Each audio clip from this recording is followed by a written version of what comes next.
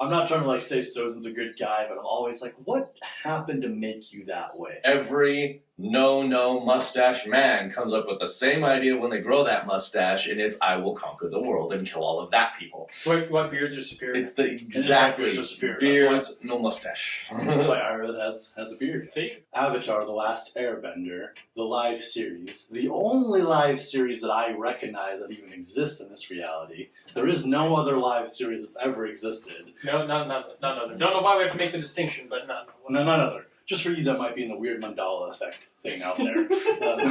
So They might have had, some other shitty version existed. different universe. We abandoned that timeline. It was failed.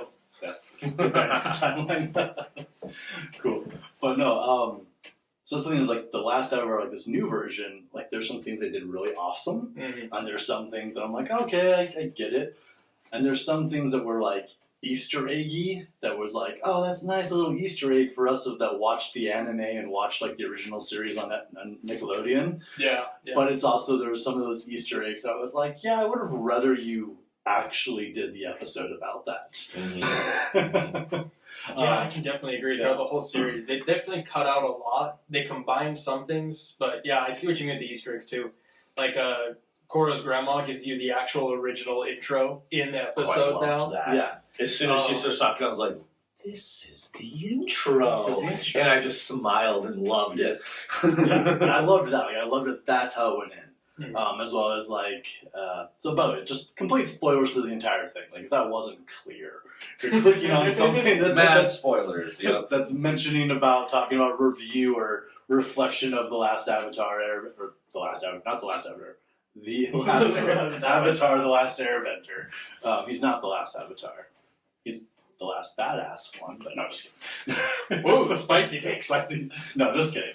But one thing I'll say on that, like full like in spirituality mode, Aang is the last Avatar that gets to access all of his past lives in full. That is true. And they mention it in the anime a little bit, like when Ruku talks to him. They mention he's like you are like one of the there's thousands that have gone before you, and you can tap onto all of our thousands of powers that are yours. And in the new one, Kyoshi says the same thing, like. And like it hasn't come out clearly, and it's not like there's a specific number, but the fact that like Kyoshi says it's similar, like you can tap on the thousands sorry, I keep saying thousand, but the 1,000 that have come before you. And Roku says too, you can tap into the 1,000 that have come before you. And then in the Dark House they say 1,000 again when Aang talks to a different avatar again. And so, like, I don't know if they're purposely making that distinction of not putting an S on the thousands, and they're pointing out that Aang is the 1,000th avatar, which would mean that which is also the last one that gets to tap all that. So it's also why he's, like, one of the most powerful. Oh, yeah. And is also, like, the only avatar to technically, quote-unquote, master the elements before 20. I say quote-unquote because at the end of the series of The Last Avatar, like, he knows the elements. But I would say, like, he's a master in air. He's a master in water. He's pretty great at earth bending. And he's a solid firebender. Solid fire. He's still but he's not a master in those two yet. Yeah. But obviously at some point he hits his prime, and he is. And all the references where they talk about the Team Avatar in their prime, it's all before they're 20. So he still, like, technically gets earlier on than any other avatar. I would love to see a whole series of them as actual adults and going and having adventures. I heard there was one, but I don't know whatever happened to it. It's only the comics. So there's the Dark Horse comics, or it's the... Wait, they're Dark Horse? Yeah. Well, I have no idea. Yeah, they're called Dark Horse, but I think that's, like, the company that produced them. But they were written by the original writers of Avatar.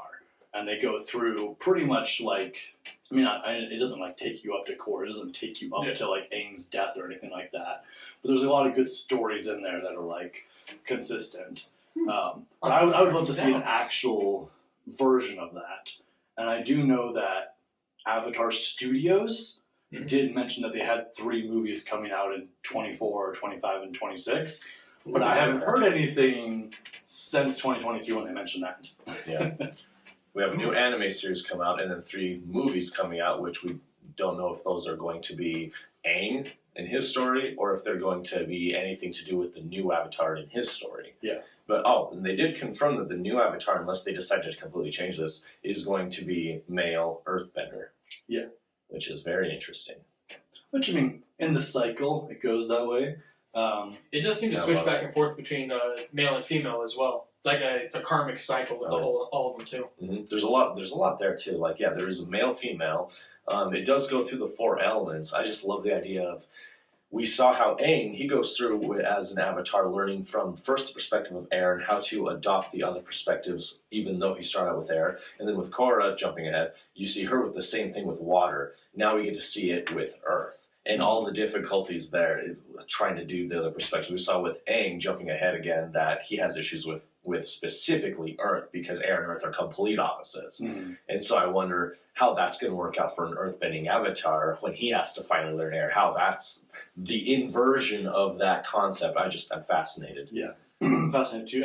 And that's the thing with Korra, like again, like jumping ahead, there is there is the announcement. Well, no, that's actually fan based. Sorry. So we actually don't know when Korra passes away. Mm-hmm. But there is a fan series out there that has her pass away, and they move on to the next avatar, and it's like a little anime. The fans killed Korra. Yeah, the fans killed Korra. Yes. But I mean, they sort of just like want to write the next Avatar series. Gosh, you know? that's so poetic. Yeah. The same thing happened to Robin. I mean, it's just like, wow. Yeah. That's true. But yeah, so I mean, it's not like you'll love Korra. Like I have nothing against Legend of Korra. I think it's got a lot of solidness in it. You know, It's a good series. It's a good series. I was being sarcastic when I said Aang's the last badass, but he's also the last one that has the 1,000 avatars to attach to. She's a new one. She's a new one. Yeah. At that point. Yeah. But there is a little. The writers did make a book that's after the Legend of Korra, and it's like her journal to the next avatar. Because they could direct past it in that world. Yeah, because Tenzin doesn't know if the next avatar will be able to access Korra or not. They're not sure about that because it's like because Rava left and then Rava gets reattached and Korra's lost all the past, and so is Korra now kind of like the first one, or is the actual able to tap into the past gone? They don't know. So Tenzin has her write down all of her stories. But then also she writes about the story of her and Asami going into the spirit world together at the end. Mm-hmm. And in there, they do reveal that Asami and Korra end up together. Yeah, and that, I heard about that. Yeah, which I'm totally cool with. And but at the end of that one, it gets left, I guess, in the way no spoilers, I'm not going to say how it's worded, but it doesn't really it definitely leaves it in the way of Korra's still alive. There's more adventures to go on. There's things happening.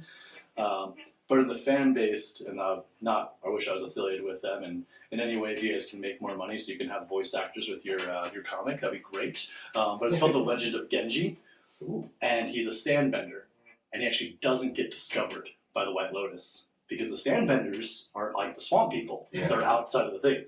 So there's a different kid that they think is the earthbender, and after he masters earth, he's supposed to go learn fire. And that's as far as I've gotten in the comic, because I was waiting for them to make more. but they talk about the guy that's in the sandbending, and he doesn't know he's the Avatar, but he's 16. Mm-hmm. But it's time for him to awaken. So wouldn't he have to master air first, though? Because their cycle, it's the same cycle, right? Well, yeah, air, water, earth, fire? Well, yeah, so it's air, water, earth, fire. So he's an earthbender, so he's got to go learn fire first. And then air, then water. I think they restart the cycle is what it is. They go back to air first every time. Because I think it was Aang's first firebending teacher in the anime that points that out, that fire is always taught last because it's the most volatile to the other elements handling it. Interesting, because even for Korra, she learns fire, she's a master of fire, and then goes to learn air. Well, air was last because there was only Tenzin is what it was. But Tenzin was there the whole time as they were being taught. He could have taught her at any time. He could have taught her at any time. I don't think he was there. He wasn't at the South Pole. He was wondering as one of the Republic cities. Yeah, but he's part of the White Lotus. But they could have pulled because he comes and visits her, and she's very close with them. That's true. Yeah. Her family was always visiting. That is weird with that one. And then when they talk about Roku, when they show Roku's past, Roku goes and learns air first. I mean, he is a firebender. Yeah. And that's also where the cycle, if you notice, the male masculine thing stops there too. Because Roku's male, Aang's male. Yeah, that's where it hiccups, like I mentioned. Yeah. Oh. But that probably happens every so many cycles or whatever. And so it's interesting the masculine and female balance there. But yeah, no, I think to keep the cycle is always that cycle of like the same way they're giving birth, that's what they have to learn next. I don't know if it's the same exact way, but it would make sense in like the similar way of like in like the Quechuan traditions. So like in the Andean traditions and like the Quechuan people, like when you work with the elements, whichever element you are more attached to, it's like they have it like they draw them in a circle. They all touch. Yeah. But it's like whichever one you're in, you can go to the next two easier than you can the one straight across. The direct opposite. Which opposite. that is something we see. Aang, for example, has trouble with earthbending. Yeah, as you mentioned, yeah. And I think Korra had specifically trouble with airbending because just personality-wise, Yeah. she did not match. She was more of an earthbender than anything else. Yeah. Very There was aggressive definitely personality more for that. But even then, it's because the air nomads are so much like into the spiritual. So it's like once you learn, like Aang, for example, he could get into the avatar state or into the spirit world a lot easier. Even in the new one, we see that. Oh, yeah. Like, I love the meditation scene in the new one, in the live action, where Aang is in front of Kyoshi, and he's meditating, Kyoshi, and you hear his inner thoughts. You hear all the monkey chatter. You hear it's all he's just like, "Oh, I am now in the avatar state." He's like, you hear the chaos in the head before he settles down enough, and then he surrenders. And then goes, Kyoshi, help me. And then something happens. But it's like, I love that, because like, that's actually how it is. Oh, Like- there's a lot in there that's very realistic, too. There's even some alchemical symbols that are in there in the Mechanist shop that last time we were watching, we had to pause and go, wait a second. Yeah, I think the Kyoshi arc in the live action is probably my favorite part of the live action show, is because they did so well, not just in being like, oh, here's the characters from the show and the island from the show put into live action, but in terms of the world building, all of the symbols, all of the little lore and everything, they not only kept to what was in the anime, but they extrapolated on the roots of what inspired what was put in the anime. And so something that we were talking about when we were watching it originally was how Kyoshi, yes, she's a feminine, but she's not a specifically girly feminine. She doesn't represent a maiden feminine. She's more of either a woman, or at least when she goes and kicks ass, she's like a crone. And so she's very much those sides of the feminine, where they're 100% willing to go and go mix it up, to go and get their hands dirty, to go and, like I mentioned this directly, the crone is fully willing to go grab the broom or the stick and whack you with it, where the maiden or the mother might hesitate. The crone ain't gonna hesitate. She's like, come here, you, and she's gonna kill that spider right out. And so that's what I was like, Kyoshi, when she's like, all right, here, I'll go and kick their asses for you. That's what she was. She went full crone and just laid into those firebenders. Yeah, she did. The bending animation in this is so good as well. The CG is perfect in this series. Yeah. They did so well. 100%. For the uninitiated that may be watching that don't know crone, maiden, and so forth, do you want to like explain what that is in like a minute? Okay, so yeah, Kyoshi would have what I would call triple goddess symbology, and a lot of people would recognize triple goddess symbology as either Hecate or other goddesses, Mediterranean goddesses like Medea. And so the idea of the three-faced goddess is the feminine divinity having three forms in every interaction you have. You'll see one of the three, if not multiple, or all three. Which one is the maiden, which is the young woman, usually considered the virginal maiden, so virgin, has not laid with a man yet. And then you have the mother, which has given birth or is going to give birth, is pregnant, and she is that mother energy. She also is protection and has wisdom as well. Then you have the crone energy, which is the woman at the later stages of her life. She is wisdom. She is also the, I would say I don't want to use the word brute, but it's more like unwillingness to, it's an unwillingness to go soft or easy on you or to beat around the bush. She will give it to you straight, even if it hurts. I have a memory of my own grandmother, my own abuelita, when it was time to rip off an infected bandage. She was just like, all right, you ready? And I went, huh? And rip, there it was. And she went, all right, you'll be fine, and walked away. And I was in complete shock, and I was still processing this is going to take forever and it's going to hurt, as I was looking at the fact that it was already done. That is my personal default of that is the crone experience right there. She knows how to get things done at least. And she will just boom. And I feel like when you see Kiyoshi, you see all three with her interactions with Aang. You see at first she comes to him and it's a maiden with a child interaction. And then he starts pressing for answers and for a more serious understanding of what he needs to do. She goes in as the woman and goes, all right, well, here's what you're looking at. Here's the situation. She even touches him on the forehead to show him, boom, here's a vision of everything that happened and what your role is supposed to be and what you missed out on. And then he starts pushing, no, I think you should do this for me. And she goes, all right, well, if I do it for you, here's what you need to know. Bam. And then she goes and she does it for him too, so that he learns the lesson as she goes and takes care of business. Yeah. Is that 100% on? Yeah, she definitely got us a victory at that point, I would say. Oh yeah, if you were to slot Kiyoshi in the Sephiroth, she would be victory. Gotcha. And that's eventually we want to go into like all the little spiritual nuances that are here in the Avatar world, because it's interesting. Like I always wonder with people that like create stuff, like yes, they do research and they go into it, but like what is their actual belief system behind it? Like how much is it like their belief system and they're creating it versus like maybe they're channeling something that's kind of from the beyond, like we're using Avatar as an example. It's like, okay, like they've obviously studied Buddhist and Hinduism and like martial arts, like all the bendiness, all this martial arts stuff. But it's like, I don't know enough about the creator's like own personal belief system, like as in like all the little spiritual hidden things in there. Are those things that they wrote in there knowing what they were doing? Or was it like hidden knowledge? Kind of similar to like, example, like Frozen 2. We don't really know this either, but it's like there's a lot of symbology there with the elements as well, and there's some hidden things about like how to work with fire, how to work with water. It's like, did the writers in Pixar actually understand how to work with the elements? Have they been initiated into the elements in some way, like through some tradition, like how I have like with the Quechuan? Or was it just that they were like, oh, let's go study some Norse stuff, let's go study this, and as we're writing and we're in creative flow, which the creative flow connects us to everyone, then stuff just starts getting channeled down. They're like, I don't know why I'm putting this in here, but it looks cool. Like, I've heard something similar with a lot of Japanese like manga and anime. Is they love Christian symbology, whether they understand it or not, but it's everywhere in a lot of places just because they think it's neat. That's very old in Japanese culture too. You go all the way back to when the first Portuguese and Jesuits were starting to come over to Japan. The Japanese would look at their rosaries and their crosses, and they couldn't get enough of that. They wanted that, and they'd put it and they'd wrap it around and they'd wear it like fashion.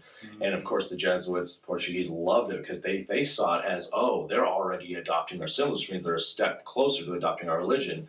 They didn't understand that the Japanese saw the symbol for what the symbol was, and the Japanese, a lot of Asian cultures actually are all about symbols. It's everywhere in their cultures. And so it's even all over their clothes. And so it makes perfect sense with that understanding that they'd be like, yes, please, I'll wear that. Of course, I know what that symbol means. They probably knew better than the Jesuits what that symbol meant. That's fun. It's interesting. Well, because it's even like,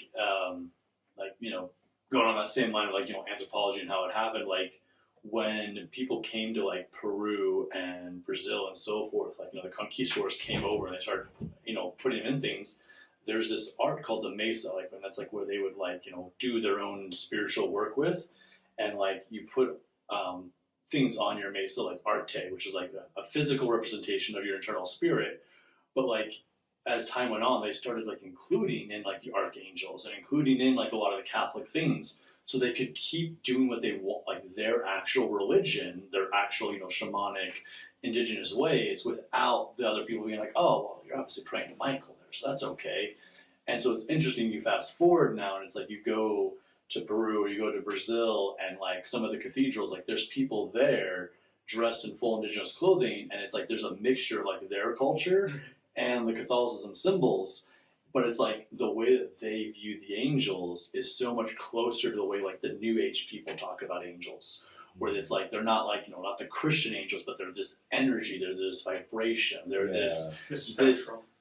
And so like in those traditions, they're like, oh, it's another deity, it's another spirit. So they'll just refer to the angels as another spirit. So like to them, the tree spirit and Archangel Michael are the same. Like they're not, they're spirits. They're in the same realm. They're both of that higher realm. Their symbology is less than the teachings remain but the it's same. like, but it's that similar thing of like, okay, we have to adopt this, but because they adopted that, they actually expanded it more. So what they used to protect themselves expanded on. So similar to like with the Japanese, it's like they're like, okay, we're gonna take this on. They're like, oh great, we don't have to attack them now. We don't have to, we can get along with them. They obviously understand, and they probably expanded the knowledge of those symbols by actually being a part of it. And that's the thing too. I want back to Avatar for a second. Yes. With that is, do you think there was a lot of cultural drift during the 100 Years' War? Like they were adopting certain things by occupying. Like the soldiers that came back from the Earth Kingdom all love that specific Earth Kingdom food now. That happens, and you'll see that all throughout human history in our world, where you'll have. Let's just talk about World War II on that one. Is you have American soldiers who'd be occupied somewhere in the Pacific, or let's just say China, because we know there were a lot of men out there in China for that entire war. And they come back home and they couldn't get enough of the Chinese food. So what do? They either go and find it here, or they move to where they can find it, or they invest in businesses that make it. Yeah. And now you have the Chinese food is one of the biggest staples in American dining, where about 80 years ago, you wouldn't find Chinese food basically anywhere except for Chinatown in one place in the country. In one place. And that was like, where, and also that's similar thing to like when immigrants came over, we did the same thing that people did to the Native Americans. They're like, oh, you guys go be in this town. Mm-hmm. Like, it wasn't quite reservation, but it was like, oh, okay, you're from Asia? Okay, we're going to put you on Block C. You're from Asia? Block C. You're from Germany? Block A. We don't need certain ones to talk to each other. Yeah. I did badly Like, last time. I don't know if that's exactly how it went down, but yeah, similar. But like you said, like with the Avatar, like after the 100-Year War ended and people came back to blend and mix, you see that when Aang talks about the 100-Year War, from his memory before it happened, he was like, used to go everywhere. Yeah. I have friends in all the nations, like used to connect, used to always pass things back and forth, and then it's like that goes away, and then it comes back, and like that's actually how Republic City gets started. Is because Republic City, you can see this in Avatar, the anime version, where when Aang goes to firebending school, he claims to be from the earthbending colonies. Mm-hmm. So he's a firebender that's born outside, or was he got adopted into those colonies. So he was born outside of the kingdom. He was born in the earthbender colonies, the colonies that were colonized by the Fire Kingdom. And so all of Earth, Republic City, that's why what's her face and Korra wants to return Republic City back to the Earth Kingdom, because that's actually Earth Kingdom's thing. Yeah, it's just the old colony that made it independent colonies. Instead. But in the in those comics, they do a little thing between there. There's a point where Zuko tries to go give those colonies back to the Earth King, and the Earth King tries to take them back too. But in doing so, they're also trying to be like, oh, firebending citizens, those of the Fire Nation, you need to come back to the Fire Nation. You of the Earth Nation, you need to come back to the Earth Nation. They're like, but we're mixed. We're mixed. That's my wife. That's my wife, or that's my brother, or that's my neighbor, that's my best friend. Mm-hmm. And so you can see that in Korra, where you have you can't pull them apart. Bolin and his brother, one's a firebender, one's an earthbender, and they're from the same family, but they're born in the colonies. So there is a mixture there, but it's like Republic City itself happened because of the mixture. Yeah. And so it's like, so I think that after they started to separate, they're like, oh yeah, I like this culture. They did do a lot of separation during the 100 Years' War as well. As after the Southern Water Tribe got out, the air temples were all empty. The Northern Tribe basically just went, nope, isolationist. They just pulled back from everything for that whole time. Mm-hmm. Well, and that's essentially, once the war begun, it's like airman nomads get wiped out. Whatever's going on between the North and South is going on, and the Earth Kingdom literally is like, well, we're now closing our doors. And I don't know, but in some interview somewhere, someone asked when the walls around Ba Sing Se got built, and they say it was after the air nomads were wiped out. Really? So that it was a reaction. It was a reaction. Wow. But by the time Iroh is attacking them, it's been 100 years. Yeah.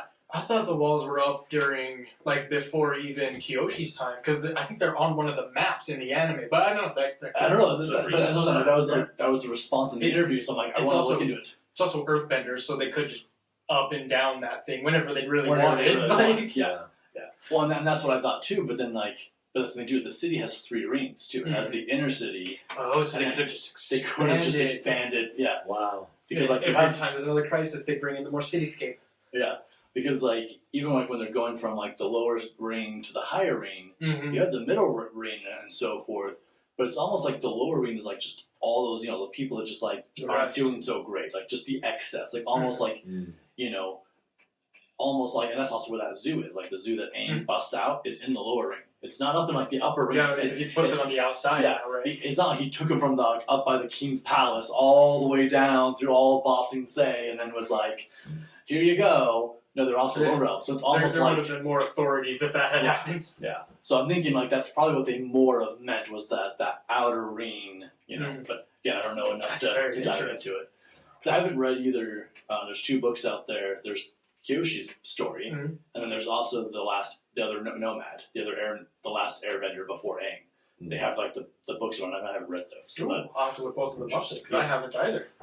but the when they're in Kyoshi's temple, the Avatar: The Last Airbender, the new live action, and they're in Kyoshi's hut, and they're talking about how she who she was, and he goes, "How did she go from this poor handmaiden to that?"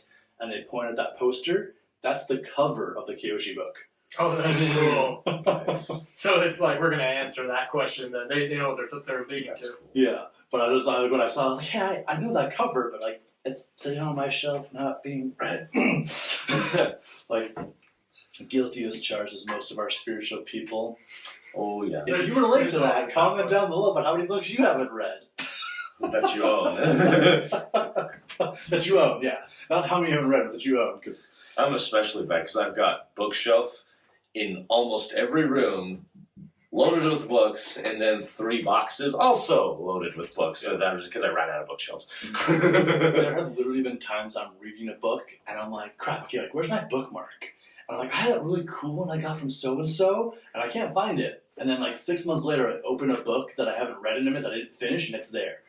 And like just the other day, like, we're getting ready to move the bookshelf. This literally just happened like 2 days ago. We're getting ready to move the bookshelf to paint the wall behind it, and I'm pulling out my books, and I'm realizing so many of my books are like 80% read. And it's just like, I thought I finished that. I thought I finished that one too. And so I'm just like, oh, crap. So guilty as charged. I'm 80% good at finishing stuff. You're slowly becoming the library owl in Avatar. Yeah. Yes. Oh, yes. Yeah. Oh, he's so good. You even have dogs, right? I even have dogs. There you go. Yeah. You're so close. Those dogs are pretty good. I'm becoming the owl. Oh, let's talk about that though for a second. Like, The owl. Yeah, he's in the series right now too, and they did him good. He looks great. he looks great. Like, I love the CGI on him. Mm-hmm. I don't like that he's not in his library. That's true. What's he doing just in the forest? That bothered me. Yeah, just that was the first thing I asked too. It's just like, wait, it's cool, but why is he here of all places? Well, he's also one of those that sides on the fact that humans shouldn't be in the spirit world. So his character does not mean help. I mean, Usually he's the gonna first get thing you. if they were sticking to that, his first thing to them should have been, "What are you doing here? Yeah. You don't belong here. Get out." Like, and he kind of does. He's like, "You're okay, Avatar, because you're the bridge." Mhm. You know, despite the fact I haven't seen him in 100 years, but you're the bridge. I also like that in the new live action. They drive that point home a little bit more often of like reminding Aang that he like ran from his responsibilities. Mhm. Oh, they drill that into Yeah. him, his mistake. But also, like, the way they do the opening scene where he gets trapped in the ocean, it's not clear that he was running away. It's like, yes, he ran away from, like, the temple for a moment, Yeah. you know, but he went to go clear his head, gets Yeah. caught in a storm, and then Avatar State locks him in the ice. And so I've always wondered that even in the anime where he runs away, Avatar State is what locks him in the ice. It's not him. No, It's the Avatar State. So if he is the reincarnation, well, I mean, he is. Like, he is the reincarnation of 1,000. And if the Avatar State is what we understand, like, it's the connection of all of them, that means even the past Avatars knew this would save his life, but also they knew that it might be that he doesn't get to save the world till later. So I kind of wonder a little bit with that. Like, I made the joke about, like, where's the god in Avatar? But I'm also kind of like, was that by some kind of divine design? He kind of is. He's the bodhisattva of their world, basically. And that's the thing, if he's the bodhisattva or the ascended being, Avatar, literally that word, of that world, then that means he's in service of that world's God. And what those of us who study the spiritual world understand, that God can be understood as creator, source, your innermost, your inner deity. His inner deity is the 1,000 bodhisattvas before him that are all one unifying soul. All masters of Then form. technically the divine intervention would have been that world's God in the form of the avatar state itself. Yeah, because also it's clear he would have died had he stayed at the temple. Like that's clear. Okay, Oh, would- a child would the would not be able avatar to stand up state- to that, yeah. Would the avatar state have given him the power to survive, though? Because the power of all those other avatars could have blown those firebenders away, but that would mean the avatar starts out his incarnation as a mass killer, like straight In a up. way, He enters, he would begin the avatar as a destroyer instead of a savior. A savior. So you'd have And a he whole could have different done karma. it because at the shrines he can reincarnate. Like they can come through him and reincarnate. So he was at He could have shown him Yang Shen, So and any of the past the past avatar. past wind avatars, which technically, as we learned in Legend of Stop. Korra, even I'm gonna be so embarrassed. I just lost his name. Avatar 1? Avatar Wong. Yeah. Yes, Avatar Wong. No, Wong. One makes sense. His Wong. name means Avatar 10,000 or something like that. Oh, yeah. It's literally Wan. Wong. Yeah. Avatar Wong statue is in Mm. the air temples. So he could have gotten, oh, that's right, he could have got all of them. Yeah. So like, Ooh. and the air temples are the only ones I know that have the statues of all of them. Because like whenever they go Big to any of the other spiral. the other shrines, Mm. it's that avatar of like it's like Kyoshi's shrine. And I guess we don't really see anything other than Roku's and Kuroshi's shrine. Like, then we see the waterbending guys. They're all with their Yeah. previous avatars' The previous- nations. Nations are in the actual nation where that happens, but it seems like the air nomads are the only ones that kind of still are keeping track of all of them at least. Which makes me wonder if it's like in the you're gonna go. Oh, I was going to say, I wonder if I remember correctly, I think it was that all of the avatars are trained at a specific temple as well first. Mm-hmm. Because I do remember that, Gyatso and Roku were friends in training. Mm-hmm. Like, they literally were classmates as well. Yeah. So I guess that would be why the Southern Temple would have all those statues, is they've met every single one of them. Mm-hmm. They can carve their likeness. I want to point something else Yeah. out too, about those statues is, you notice that the older the statue, the more worn away even the faces are, right? Mhm. Until they go all the way up to one, and like, who is this guy? We can't even tell who this Wow. was. It's just there, right? Interesting fact about the way that people interacted with the statues back then, and if you go to ancient parts of the world to this day, they still do this. The way now, because of our museum culture, you don't touch the statue. You're kept outside the space. They usually have like a plexiglass case or whatever, right? And you're not allowed to actually interact with the statue like you would a person. But back then they would. They would literally walk up and touch and handle the statues. They'd hold their statue's hand, they'd hug it, they'd rub their hands on its face. Especially elderly people who lost their vision. Most people at the age of 30 in those ancient times would have such bad cataracts they'd be effectively blind. And so they would be identifying things by touch. If you can imagine that you only know the people you love and care about in your life by the touching and learning their face, and then you approach a God and it's the only God you care about, you're going to want to know what your God looks like, so you're going to touch it. Now imagine 1 million years of that, Mm-hmm. and that statue's not going to have a face anymore. Then you add the fact that they paint, cultures around the world would paint those statues to be as realistic and lifelike as possible. Those paintbrush strokes are eventually wearing it away too. So you get so many thousands of years, and you even see the Greek statues, they go real smooth. It's true. It's very true. Well, even that, like between the Greeks and the Romans, like all their statues, like some of them get very smooth, but also like the ones that were built more with sacred geometry, like they're still standing and don't have the arms missing, even though they have been handled and moved around and conquered and passed around and then reconquered. They're more centered even. Yeah, it's something about that. I just realized like that sacred geometry like held them together. Sure, like they feel the things up, and like this is even why, like down in Machu Picchu now, like when you go on those trails, when you hike actual Machu Picchu, you have to keep going at a pace. Like unless you're with a guardian, like unless you're not trying to, not swing my junk in anyone's face here, but unless you know people like I know, but like unless you know the guardians and you're training with them, because like the guardian I go with, like he'll take us off the trail, and he'll lift the little rope and be like, hey, you want to go check out this walk over here, which is like a sacred, like little space, or he's like, you want to take a break, and like so we'll be the only people sitting down off to the side, and everyone's like looking at it's like, so not like, I'm not trying to be like, we're special, but in general, like most of you have to stay at a certain pace, Mhm. and you have to go, and then also like more and more areas are getting where you can't touch stuff anymore. You can't like do it because so much of the traffic is there, but also like people aren't always nice, and people aren't all, Yeah. too many people want to graffiti stuff, but then also that same thing of like, hey, if everybody touches, if the 1,000 people that come to Machu Picchu a day, and everyone touches this same rock, then and everyone wants to spend 5 minutes, in front of this thing, then it's like that adds up and it adds up, and then it's like, and even like the stairs up Machu Picchu, the reason they have people keep walking and moving is because by having people like stand there and stay there, it's one, like the traffic jam would get there, but also it's like those steps have had so much wear, way more than they ever, like probably in the last 30 years, have had more wear and tear on them than they have the other like 3,000 years they've There's existed. so many more people now. Yeah. It used to be like 50 a week, now it's thousands a day. I don't know if it's quite 1,000 a day, but that's like what the other Guardians say. They're like, if we let the 1,000 people that came today, that's just what they say, and they could, exaggerate because it's not an uncommon thing in Peru culture just to like round up to the next biggest number. Because to them, it's not like they're lying, but it's also like it doesn't really matter. Just generalize it. Like it's like it's like if you're like, I saw a fire down the street, there were 100 firefighters. Like they would say there was 100 firefighters. No, there weren't 100 firefighters. They literally be bumping into each other. And like, Too many. But at the same time, that's a way of being like, there was a lot. It's good to know. And so like 1,000, there's really a lot. It's like I don't even bother counting. It's just about this many. Oh yeah.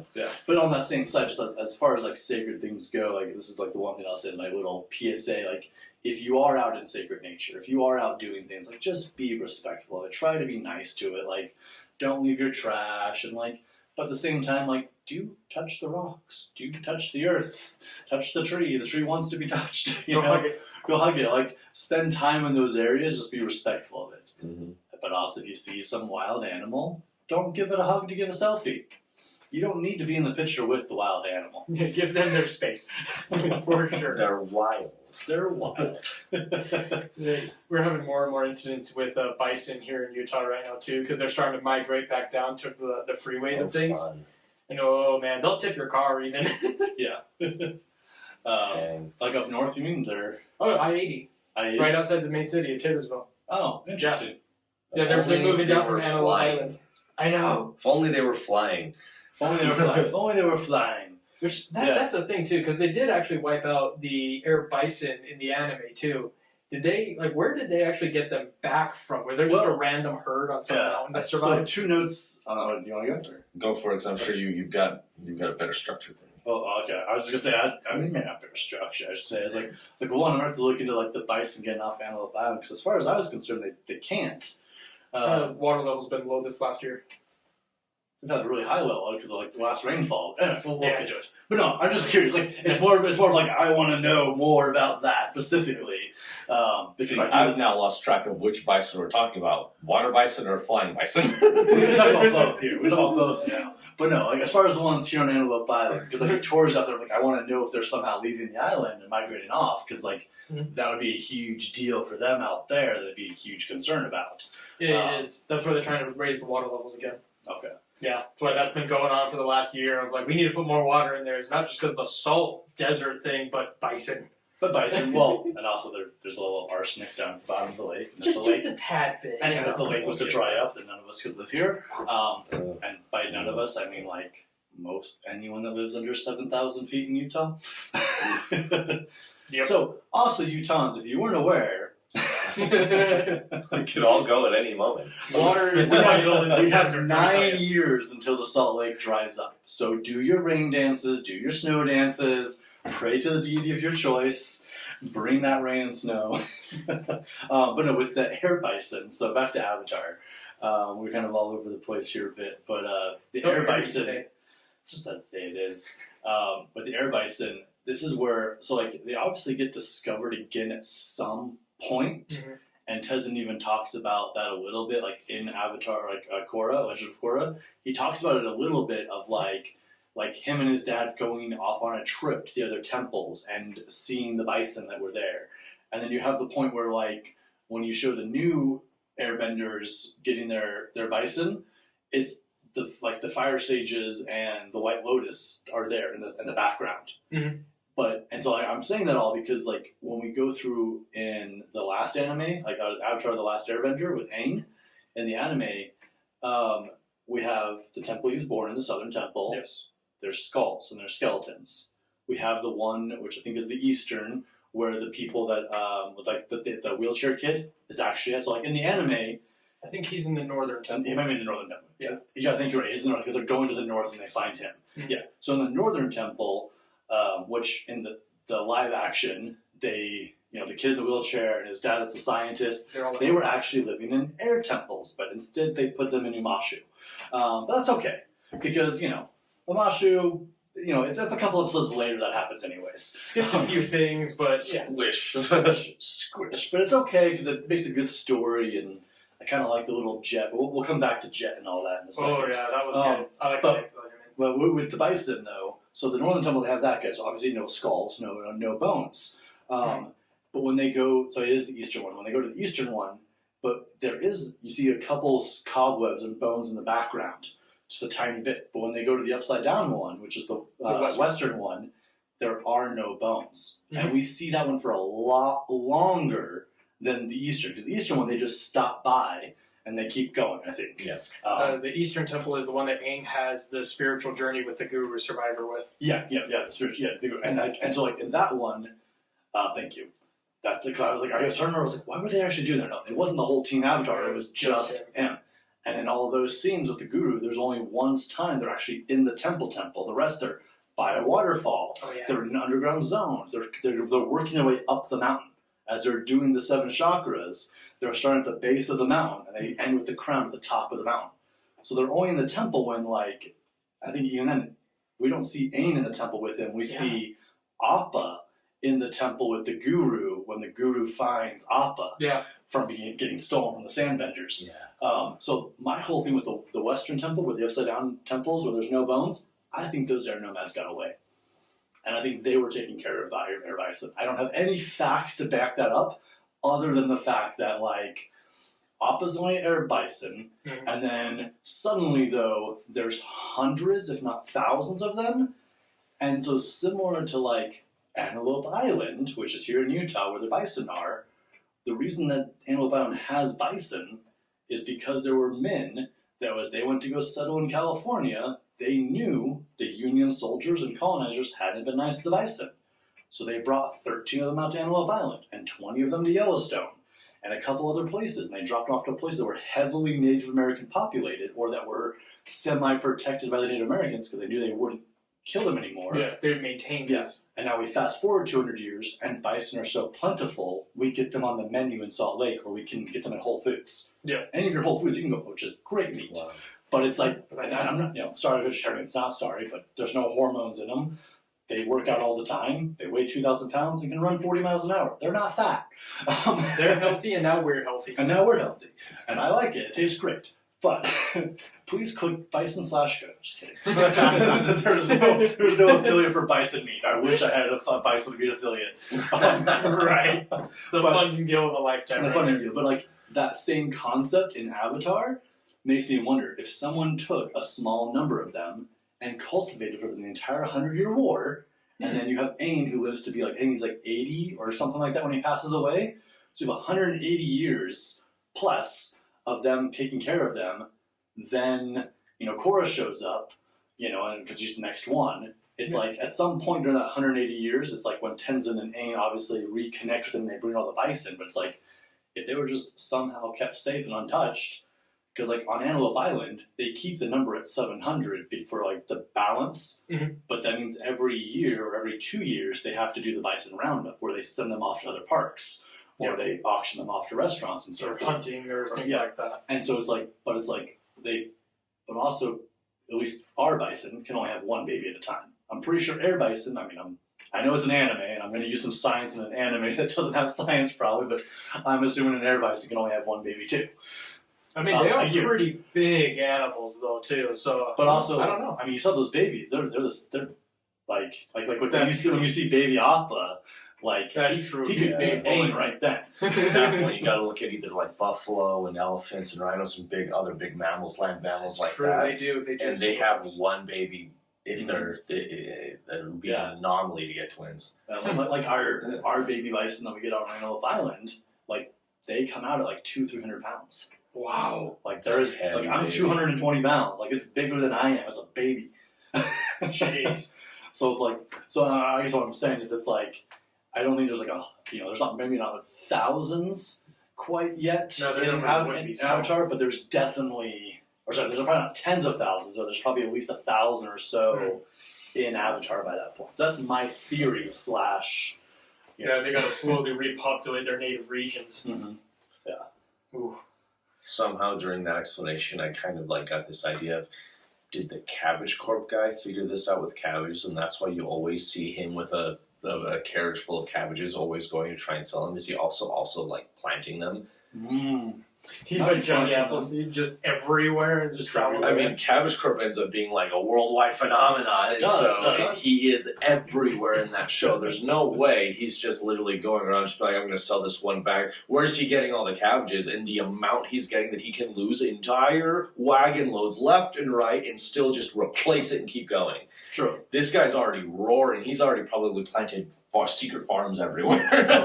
He may even have his own flying bison. Like, so this is now this is Avatar conspiracies. Yes. But the best kind. but like he might have his own flying bison because like they have until the end of summer to fight Sozin's Comet. The entire Avatar: The Last Airbender series is only like I think 4 months long actually, or maybe it's 6 months. It's less than a year. I don't know. Yeah, for sure. it's something like, and that's why it's so amazing. He masters the elements the way he does and the skills, but it's like it's something like it's only like 6 months long, and then they have a flying bison and they're going from city to city. But every like I think it's like every 5 to 10 episodes, the cabbage guy is in the same big city. Like, how does he get from major city to major city? One old man pulling faster. He is Faster fast. than they do. So either he's got some flying bison, or maybe he has some of those like lizard rhino things. Maybe he has some lizard rhinos. Maybe it's just Big magic fire. cabbages. Yeah. Maybe his cabbages are that good that he's like literally like almost like got one hand on each handle of the cart. He's running up and down mountains and stuff, just like Every now and then, just reach back, grab a cabbage, and just eat it. eats it That's straight. so Finish with Popeye. Yeah, exactly. exactly. It gets his cabbages his powers. And nobody else understands No one how believes good it. his cabbages are, except for maybe the King of Omashu. That's what's funny. We would. Also, like I liked how they did include him in the live action. Like there is that one scene with the cabbages, and he does like oh my cabbages. But they even teased it too, like Yeah. twice. Twice, like you see cabbages explode in there, but there's no merchant around. Yeah, it wasn't. Wait. Yeah. Where Did is you know that actually, like that character was supposed to just be a one-off? Yeah. Yeah, he That's was supposed to be what like I one episode. They did that, and then like it just like I don't know. I mean, it was before YouTube and all the comments of it. Somehow, Nickelodeon got back to the creators and were like, "Hey, this episode did really good with the cabbage thing. People love the cabbage guy," and so Yeah, he it's a came big back in thing. another episode, and then like that's why there's Cabbage Corp in Legend of Korra because They're just so because it's just a popular. funny gag. That's great. The gag became an inside joke, which became this whole freaking storyline of jokes. Because like they could have picked any corporation. They could have done any Oh, and like they didn't have to put an Easter egg in Legend of Korra for that to work. Of like this other business, like rival corporation. Didn't he even get shut down and like yelled "My Cabbage Corp" or Yeah, something? yeah, like that? yeah. the other power company takes over and shuts him down. yeah, because he's getting arrested for embezzling or some kind of Yeah. illegal activity. Oh, he was somehow he was the one funding Armand or something like that, and so he's going away and it's like, not my Cabbage Corp or oh my Cabbage Corp. The fans love yeah. just torturing that man. That whole line. Also, like whoever does the voice of that, I would love to think that it was like just somebody that was like one of the random animators, like, and they're like, hey, can you make this line? Sure. And now he's like he's got a little like royalties coming in because I'd love to think it's that and not like the same guy that does like the voice of Uncle Iroh's like, I can also do cabbages. Side note, my more famous role. My more famous role. It'd be great as if like most of those just one-off random characters were all the hat guy. I forgot about him from the fishing village. Oh man, He's got a lot of brothers who look just Brother like. Wong, he's got a lot of crazy. brothers. Oh man. If I remember correctly, he actually runs like 2 or 3 different like stores, not I just stalls, counted. I but like watched the other episode other stores. stores, with yeah, my like he's- son. He runs 4 different stores, and of all of the personalities, the other 3 fully acknowledge that one of them is nuts. Which means that they all know about each other. They're all. It's like, oh man, that is a special kind of crazy. Yeah. It's called full consciousness schizophrenia. Is that what that is? They're all fully aware of each He's other. very consciously aware. He's a very conscious spiritual being, actually, and I mean, they run 4 businesses. I mean, he's successful. He pulls it off. Successful. That's what's Oh. shocking about it. Yeah. It's working. It's working. It's working. That's great. If that man had been born in like any other of the major cities in that world, he would have become Fire Lord or some crap. Just Yeah. because this guy is only limited by his environment. That's great. Oh man. So I want to get into Yes. bending. That's like the most Yeah, biggest yeah, yeah. thing So I would about love to Avatar bend more. is bending styles and all of the Yeah. things about that. So one thing I'll say about the bending, just right off the bat, is like the way they've done all of the bending in the new live action. I'm 100% behind it. It's great CGI and it actually flows with what they're doing. Mhm. And for anyone out there that's like, Aang shouldn't be able to fly, he's not flying. He's not flying like why am I losing everyone's name today? Oh, I know who you're talking about, the Airbender from the Red Lotus. For the Red Lotus. Zaire. Zahir. I was like, I love all of his quotes. Like, so I'm like, why can't I remember him Zahir? Yeah. Because not all of his quotes, but a lot of his quotes are like, that's a little anarchy, but also at the same time, I see where that fits in. He really knows his stuff in that one. He's, yeah. Like, example, he's a very spiritual person. He learns how to lose full attachment. Like, he's actually flying and levitating. If you watch Aang, he's actually blowing the air off the ground, off the wall, off the pole. So there's a height limit to what Aang can do, whereas Zahir is just, Yeah, like, Zahir just goes, and then you even notice when Kyoshi takes off to fly after she like comes and saves she saves like hops. Qatar for a minute, she pushes fire down. She goes off with a fire rocket. The Yeah. same way Ozai We see that. flies Yeah. in the final battle. But we see that too in It's the the raid on the rocket Southern arms, Temple in the live action as well, as that's how all of them get up. In the anime, Azula just flies around like that at will. Yeah. So she's crazy. That's a very established firebendy way of flight. But the Avatar, yeah, you're right. He does blow off of things. He doesn't just like Superman suddenly gravity defying. But it's like here, he straight up I remember he falls off the precipice and then just like Superman off into the sky. Exactly. Exactly. That is just wow. So, wow. But yeah, with the bending, I love that it actually lines up with the with the martial arts, which just like it does in the anime. Like that felt very realistic to me. It felt very fluid motion, very like this could actually happen. Even the earth bending in the very beginning, where like he pulls up the rocks and he like kind of shotgun blasts it at everybody, like that felt real because like even his stances, he wasn't just like it wasn't like the Force. Like he was in a power stance and like he had to shift his weight, and then he had like you could tell like it was all tensing of the muscle. Almost like Tai Chi. It looked like he was doing Tai Chi to pull that off, even though it wasn't Tai Chi. Yeah, if you remember, that's was it Mantis or Hungar or something? So let's get into that. So the 4 bending styles are actually rooted in 4 major fighting styles in the world. So if we have to talk about earthbending first. Earthbending is rooted in Hungar, which is translated to tiger crane, and is the style of the. They're not the Shaolin. This goes back to when the Shaolin originally were forming the order and they split off with another order. So we have North Temple and South Temple. Hungar is Southern Temple, which is known as Qiu in Chinese. Southern Temple, they are the anarchists of martial arts. The whole idea behind them is brutality and power. And instead of having their central temple where they would all come and they train there, instead they would scatter and wander about China, India, Japan. They'd go everywhere to hone their art, and then once every so many years they'd all return to Qiu and then fight each other to determine who was best and to learn each other's techniques. And that's why Hungar, even though it's called Tiger Crane, there's other styles within Hungar like Black Tiger, Elephant, Hawk, and all these sub-animal styles that Shaolin doesn't have. Interesting.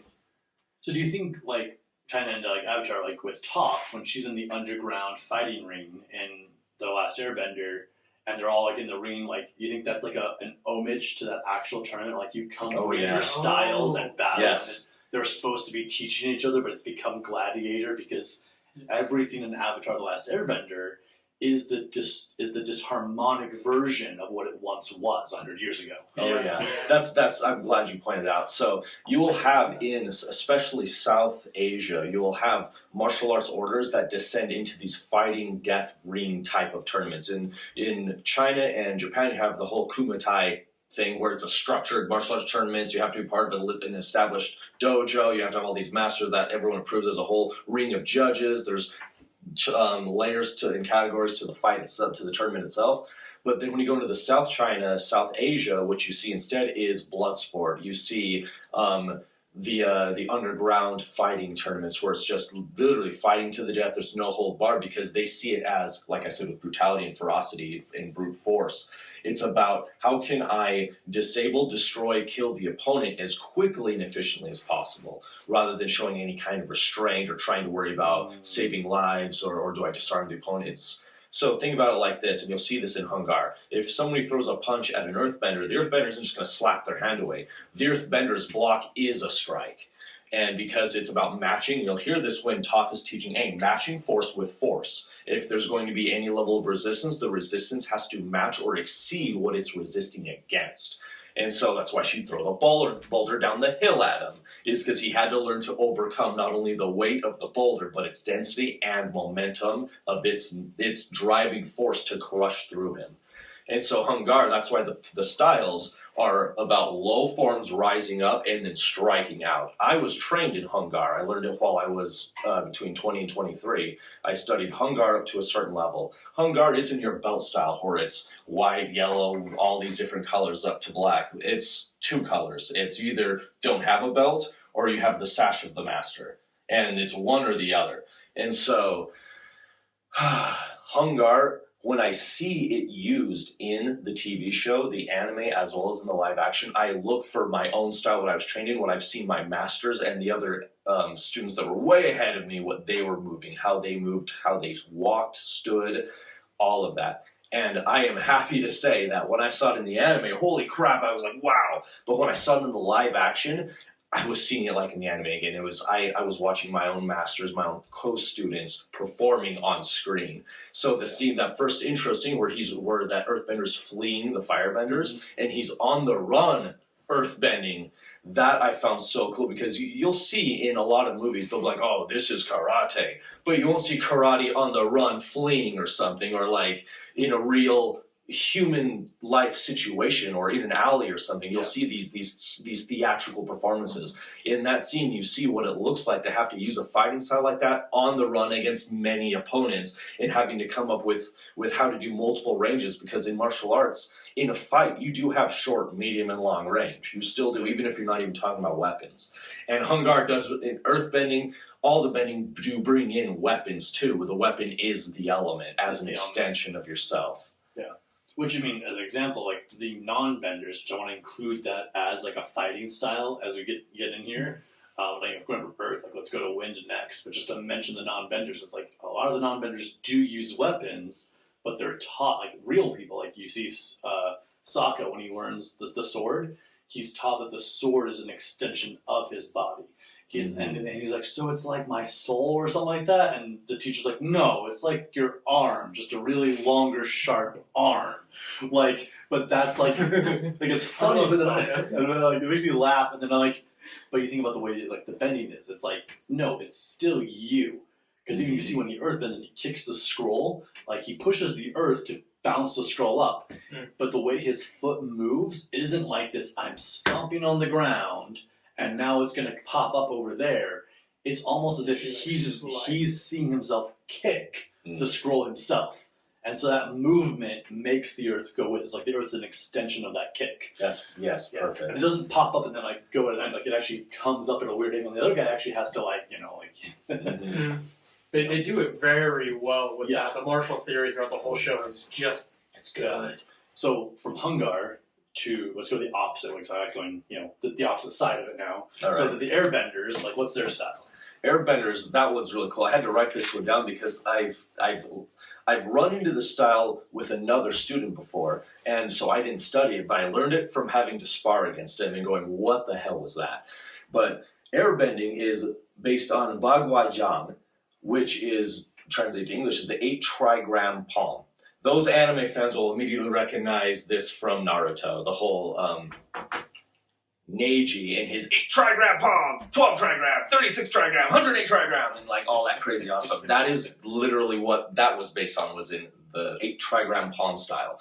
8 trigram palm style is one of the 3 foundational martial arts of Chinese Kung Fu. It gets mistaken a lot for Jingjiangwang and for Tai Chi because of the circular movements and the idea of pacifying other energies and opposing forces, dodging, redirecting, and escaping. However, the big difference is in the nature of Baguajang. Its nature is in the element of air. It was developed by Chinese monks in the mountains of China in isolation, and these were pacifist monks. And so there's nothing more airbender than that in their origin. Like if there was a martial art, you would just go off of just what is an airbender. It would be Baguajang. Yeah. Okay. It's pretty cool. But yeah, 8 palm technique. I mean, that's the thing. Like you think about with characters, and we're gonna turn on a non-bender here. You think of like Tai Li, who can like hit all the pressure points. But it's like, in a lot of ways, I feel like that would be an airbender technique. In so many ways, because like, similar to Nenji from Naruto, like hitting the chakra points, 8 palm. Yeah. But it's like, if you're within his little 36 palm technique, which, 36 is 32, sorry, 32. There's 32 palm technique, which is a multiple of 8. You're in that, then he can hit the chakra points. But, not to bring in another anime too much for those that might not know, but like, that's the interesting little thing about that. The only time he hits the chakra points is when they're in the 32 one, not just the 8. But the 8 would be times 4. Yeah. Just to play my little elemental game. Obviously, you had to have a little bit of balance of all 4 elements to hit all the chakra points, because all the chakra points are, connected throughout the elements. So it was like in that sense, and you even see this in the live action that went on when the firebenders attack the nomads. Sozin even says it when he's fighting Yetsu. He goes, "You may have prevailed on any other day." So literally saying, had I not had the comment, you would kick my ass. But also then being like, he almost does kick your ass, even with the comment. Yeah. So there's like that little level of like, I wonder with airbending if like they could do the same thing that like the true masters could do the same thing as Tai Li, or also like with 8 palm, actually stop other people from bending with enough air force. Air Force. And I say it because also every bending technique has a shadow version of it too that no one uses. Oh, so you're saying that the martial arts Tai Li uses might be a holdout of, for example, those airbenders that might have escaped. They wouldn't have been able to teach airbending, but they could teach this. They could teach. Zahir says that Zahir studied the bending technique so that he could fight and take down benders, even though he had no bending. That tracks. and according to the Red Lotus, he's their leader because he could defeat all of them, and they all owe him something. But also at the same time, like he's stronger than all of them before he becomes an airbender. Yeah. Whoa. Yeah, so I'm not saying that's where Tai Li learned it, but it's just very interesting that it's like similar. Avatar conspiracies. It's conspiracies. I mean, I think I brought that one to you just the other day, actually, of that there is a theory that Tai Li is a secret airbender. Is that when the few air nomads that were still in between the temples, like, arrived and went, oh my god, they just went and hid. They became guys like the traveling minstrels in the anime, which they completely skipped over in the actual... Wait, no, they didn't. That'd be interesting. The traveling minstrels are there. Yeah, I do remember that now. Sorry. Whoops, my bad. That'd be so interesting if, they somehow lost the air bending, but because of the honing of that technique in secret, they ended up with just chi blocking. Yeah, because I mean, the technique would be like the martial arts would still be real, even if you didn't have it. And like you look at the way Tai Li fights, I mean, like they said, there's all these theories like maybe she was an airbender, maybe like her parents were in. Some of there's a connection there, because even the way she fights is, I mean, similar to Aang a little bit. Like it's not as defensive, but it is like she's not like an earthbender, like usually like it's a strike back. It's always a push away, and then she goes in to try to hit it, you know, and then that gets blocked or it lands, you know, or she's always blocking when everyone's throwing at her. So it's kind of this very like calm, almost airbender of like, I'm in the flow, I'm in the flow, wait for she's the got pocket. the spiritual fight all up here. All here. Oh, yeah. But for her, it's all play. Because she just, like, one, she went and joined the circus because she wanted to be noticed because she had 8 sisters. Yes. But also, They all look like her. all look like her. But at the same time, in general, her whole personality is very playful. And so if you look at Aang, who's also very playful. Very similar. And you look at Gyatso, who's also very playful. Like, there's almost this trait of, like, yes, be serious, but play. And almost by being able to play and not take the fight seriously, she is one of the most dangerous fighters. And I don't know this for 100%. I'd have to go back and watch the anime again, but I don't think there's ever an actual point where her and Aang actually fight. I don't think there's a single time where they go hand to hand. I think she's always fighting Sokka or Korra or Toph, and Aang's always fighting Azula or Zuko. Yeah. No, I can't remember one either. You're right about that. Because I'd be interested to see how does that go down in 2 extreme defensive styles. They're mentioned just this the other sitting day. there waiting for the other person to do something. Yeah, we mentioned that as you have 2 masters that are like, "Rrr," and they slowly just start inching towards each other. Whichever one lands the first blows, that's it. That's it. We're both defensive, so somebody has to trigger something Somebody has first. to trigger something. I don't know if you ever saw, also like similar, the only martial arts I was ever trained in as a kid is called Shotokan. And not Shotokan. No, maybe it's Shotokan. It's something like that. See, it's so long. I was a kid.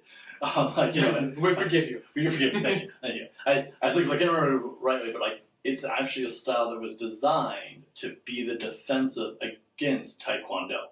Oh. So it doesn't have it does have striking, but it's usually meant like if someone kicks you, you take the hit, you're grabbing the leg, and then you have 3 forms you can now do to them with their leg.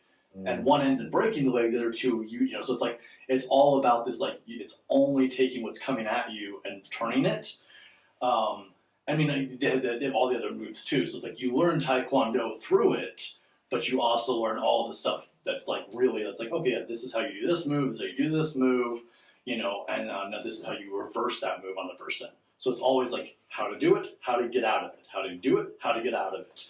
You need both of those. Yeah, you need both of those. And I just remember as a kid, like you said, like 2 masters staring off. Like it wasn't quite like that, but my brother did it too. And like and the way their belts go, it's much more like the other traditionals. Like they do have the belts that go up, but like some traditions, like you hear orange belt and that comes after yellow or something like that. Like orange belt and that one's like right before red. So he's right before red, and he went against like a red belt, and like you could tell that like neither one of them were black belt, but it was this like. Okay, like I want to hit you, but also like I've known you for 6 years, and so I know you know what I know, and so it's like there was a lot of that, like not like inching forward, but anytime anyone did do something, that one would just reverse it, and so like there were no points where like, I was 9 years old, and I was a little green belt, and what I remember is that eventually the sensei ending it, and I don't know if anyone actually got points, but I remember he just ended it at some point because it was just going on and on and on. And of course, from my 9-year-old perspective, that felt like a half hour, but it could have just been like a 5 minute. And he's like, "All right, you guys are good. Next." You know, it's like classic DBZ episode where it's like, I swear that fight was 5 minutes, but man, it was just taking hours. You even said it was 5 minutes. Yeah. Freezy did say it was 5 minutes. Okay, so we talked about airbending. Something airbender. But also, like before we started, you were mentioning a little bit about the airbender tools and like similar how their hand motions. So if you just want to break that, I thought that was really cool. Oh, so it's interesting when you look at we mentioned that the bending styles also have the weapon styles built into them. When you look at airbending, you think, well, what is an air weapon, right? Throw a water balloon, but it's air. So instead, it's more like they have specific weapons in the 8-trigram style. There's a pen knife, which is basically a long needle that you can conceal in your hand and wrist. Really mean, you can see that being on the shadow end of airbending, But also the idea that these were meant to be thrown as well because they sliced right through the air. So it seems like an airbender versus airbender type of weapon. And then you have that was the pen knife. Then you have they pull that out when they need to hunt down a bad airbender or something. A Zahir maybe, as a Zahir weapon. The other one was a That's crescent, or sorry, not a crescent knife. It was a deer horn knife, and it was shaped kind of like that. And if you notice, in the fighting style that Aang uses, there are times where he's, especially up against weapon users, when they like thrust a spear at him or Zuko with the sword, he assumes that as he's redirecting those weapons away from him and tossing them out and stuff. And because the deer horn knife in a Trigon Parlem is an anti-weapon weapon, it's specifically for disarming the heck out of anything they pull on you, even a spear. And so, seeing that that is built into his own hand fighting style, it goes to show that water bending, air bending, fire bending, you take out the element, that's still a mean fighter. He can still use all of it on you. Yeah. And then you add the element or you add the weapon, and it's just that much more because it was always just an extension of the fighter's own body. Mm. So even like probably the air nomads like didn't have any weapons because they were all there, and that's the other thing too. Like the air nomads, like they're the only, I don't want to call them race, but I guess they're a race. They're the only race in the entire Avatar world that, in general, all of them are benders. Yes. Like Yeah. all the rest, it's like they have non-benders and they have benders in all the other races. But in that one, it's like in order to be considered an air nomad, you are an airbender. Mm-hmm. Now we even see this in Legend of Korra, where like Tenzin tries to push his culture on everyone that becomes an airbender. He's like, "Oh, you're an airbender. You must now be an air nomad. Yeah, you're this now. Like this is the belief system that fits." And he gets to, that's a good character development for Tenzin. He gets to break that limiting belief of like, "Oh, people don't have to be air nomads." So they actually. Do you think that there are colonies of not air nomads as in air benders, but the air culture themselves that might have survived? Because we do see the guru in the Eastern Air Temple that he was spared because he's not a bender. I think that's actually why there were three, possibly even four air temples, because there are three air temples based on cardinal directions. Mm-hmm. Leads me to believe there's a secret fourth one. Well, Why would no one see would all ever? four in the We see all anime. four in the anime. Oh, we do see all four. Okay, Yeah. well then that illustrates my point. There are four cardinal directions. There are four cardinal air temples, Mhm. and one of them is the air nomad temple. And in the live action, they specify that's the temple we all go to for this specific event. Yeah. That one. Everyone goes to that one. Leads me to believe that there's three other events, three other temples that they probably all do this migratory festivals with as well. But this means that there are probably four different approaches to airbending. One is very, very passive, absolute air nomad, where it's no weapons, no offense, nothing. We even separate from all other civilizations and societies. And then the other three, you're like the upside down one. That one has a very, very urban, militant feel. It's very much like an upside down castle. Which that's the one that's in the Fire Nation, so that would kind of make sense. The Yeah. cultural drift I was The talking about. cultural earlier, too. drift. And then one of the other ones seems very, like the one that the inventor built all of his machines through. The North- That one is very like, it's so cool how it's separate. It seems very Chinese martial artsy, very much like the Buddhist temples in China, the way it's laid out, where everything is even on circular daises and the structures are even built and separated that way. And so it very cultural. I would be very curious to see what is the airbending fighting philosophy in that temple or the upside down one. Is it still avoid, escape, and pacify, or are they more on the offense? Did they actually have weapons? The variations of possible. style. That would be very cool. Very cool. And along that line of like, as we were talking about like in the anime, where it's like we believe the Western ones got away and took care of the Bison, and we're thinking like maybe those are how like people like Ty Lee learned chi blocking. It's like maybe that's more of that style was. Maybe that was the style that was more like we're going in for chi blocking. We're going to actually use the 8 palm. So it's variations of the 8 palm technique in all the different temples, possibly. Yeah.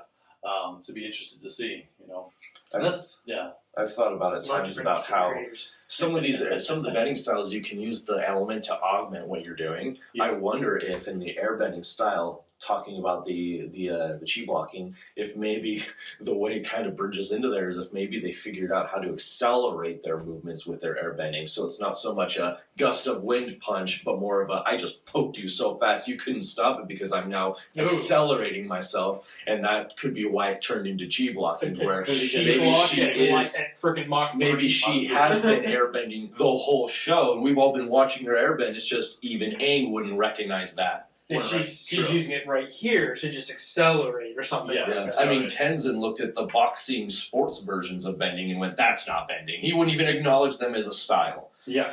Because they were just so much more different and just up to It's date. interesting. Completely different application. Different applications, yeah. That's an interesting one. Is an interesting one. Well, and along that line, how like they're all based on martial arts, and like they can all have the different things. And we talked about a few of like these shadow techniques, and like kind of what I meant by the shadow techniques is like with water bending, you have blood bending. Now they make it seem like not everybody can blood bend because like only certain people, in Legend of Korra they make it seem that way. But Katara learns it from what's her face. It's a power gap, if I remember what it is. You just have to be so powerful. You have to be so powerful, but also it's like it's almost explained where like almost anybody could technically do that. Same as like Hugh when he pulls the wind literally out of the Earth Queen's lungs. Any airbender could do that if they're at that power gap. Because like, and he doesn't say it at the moment, like when he's doing it and so forth. And I remember, so Korra tries to stop him or something, but she doesn't have like the strength or something, or maybe it's not her, maybe it's someone else. But anyways, the Dai can't stand against. Yeah, the Dai can't stand against. It's the Dai. The Dai can't stand against, but it's like I wonder if it's like that same thing, like the power gap. Like any airbender could technically do that, and probably most of them were powerful enough to do that, but because they're the peaceful ones, they don't do that. So that's interesting because I've always wondered what the dark side of the air bending is. I never put together that it could be void. Yeah, and that's yeah. Well, that makes sense. Just the taking away of what connects you, what makes you alive. I mean, in the spiritual sense and so forth, like this is something like I learned like when I was getting initiated into the wind, like which is called Waira and Quechuan, and like something the wind literally taught me is like that is the physical manifestation of how we are all one.